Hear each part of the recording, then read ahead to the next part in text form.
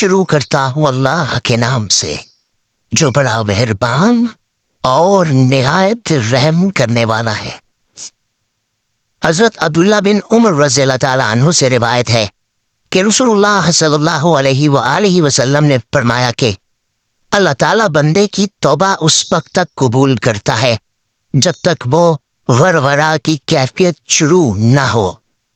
تشریح: موت کے وقت جب بندے کی روح جسم سے نکلنے لگتی ہے تو حلق کی نالی میں ایک قسم کی آواز پیدا ہو جاتی ہے جسے عربی میں غرغرہ اور اردو میں خرا چلنا کہتے ہیں۔ اس کے بعد زندگی کی کوئی آس اور امید نہیں رہتی۔ یہ موت کی قطعی اور آخری علامت ہے۔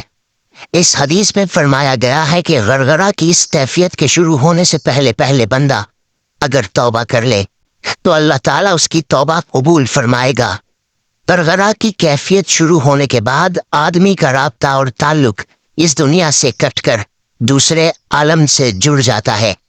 اس لیے اس وقت اگر کوئی کافر اور منکر ایمان لائے یا کوئی نافرمان بندہ گناہوں اور نافرمانیوں سے توبہ کرے تو اللہ تعالیٰ کے یہاں قابل قبول نہ ہوگا۔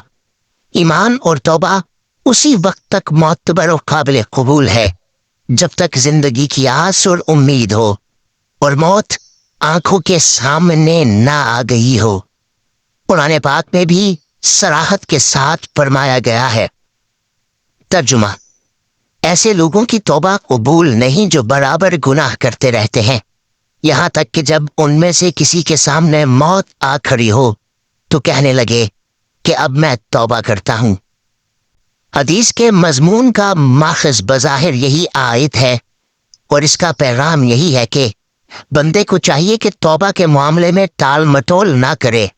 معلوم نہیں کس وقت موت کی گھڑی آ جائے اور خدا نخواستہ توبہ کا وقت ہی نہ ملے۔